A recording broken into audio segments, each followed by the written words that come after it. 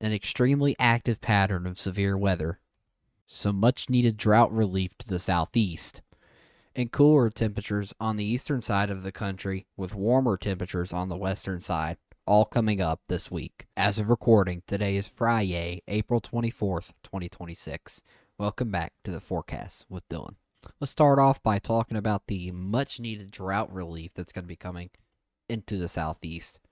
A front coming through Saturday afternoon into the evening will provide some much needed relief to southeastern states, which are currently dealing with extreme dryness and increased fire danger. My grass is literally brown, and it's dying. Unfortunately, lower temperatures will not be part of the deal, as cooling Saturday night will be minimal and temperatures will quickly heat back up to the mid 70s Sunday morning. But hey, we'll take what we can get over here. Temperatures that are 10 to 20 degrees below normal will be present throughout the eastern half of the country for at least the next 2 weeks, while warmer temperatures will be present on the western half. If you're lucky enough to live in the northern panhandle of Texas, in addition to Oklahoma, Kansas, Iowa, Minnesota, and Wisconsin, you'll be caught somewhere in between, and you'll experience around normal temperatures for this time of year. It wouldn't be a spring forecast without talking about our best friend, severe weather. It has made its return this week and will continue into the weekend and early next week. There's an enhanced risk today over portions of Texas, Oklahoma, Arkansas, and Louisiana. These are these storms right here. As you can see, they've mostly pushed on or will push on throughout tonight. Tonight's risk was mostly wind and hail. I believe there was one isolated tornado as of 9 p.m. when I'm recording.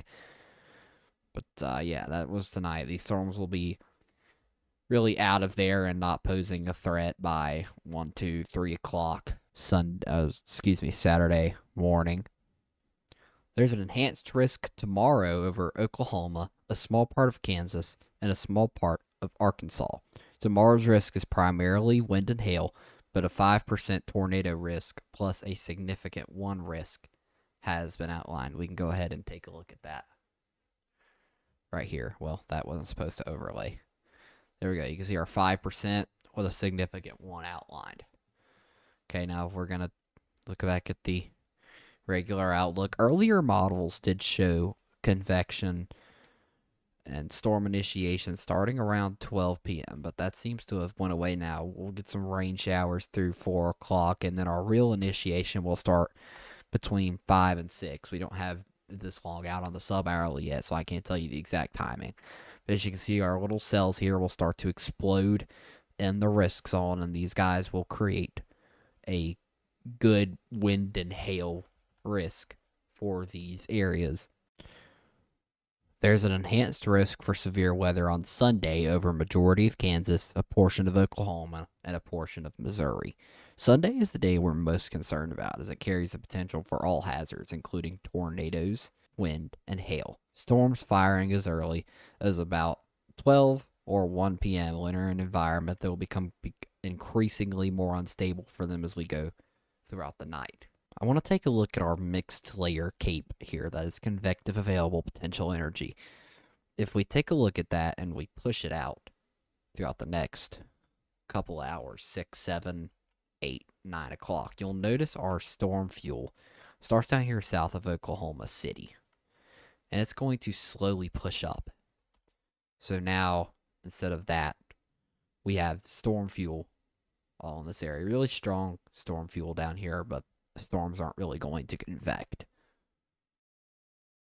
This will help our storms over here blossom into potentially tornado-producing thunderstorms. Please ignore my terrible drawing. I don't know what I was trying to do there. Supercell composite values will be all the way up into the 30s and 40s. Now, I do believe other models, previous model runs, had higher numbers than the 18Z NAM 3 kilometer does. And models are very very much disagreement Sunday night as to where the storm energy will be relative to the storms. As you can see here, we've got supercell composite values if that's like 50, but when we look, there's no storms, and there's little cells right here, but I doubt those are going to tap any of this energy to the south of them. So at least on the NAM, we're really struggling with placement of the storm energy relative to where these storms are actually supposed to fire off. We take a look at our significant tornado parameter, and I'm going to move this down behind our storms here. You can see very high values to the south in Oklahoma. 8.3. I saw some 10s a second ago. I'm really not sure what's going on with the NAM 3 kilometer in this run in particular because it is overinflated these values for sure.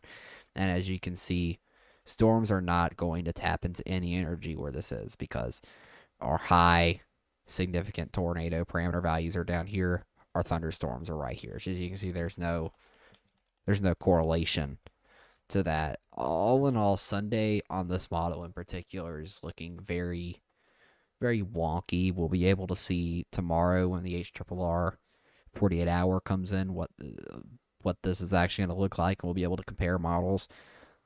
As I said on the earlier runs, the NAM was doing a lot better. I don't know what it's on right now, but it's not doing its job, if you will.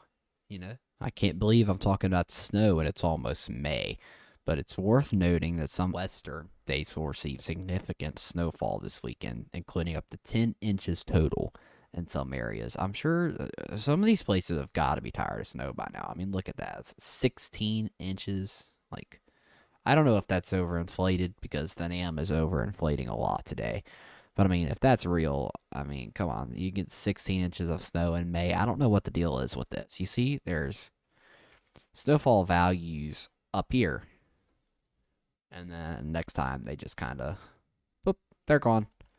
And now this area is going to get snow. I don't know what's going on with the NAM today. Let's take a look at another model.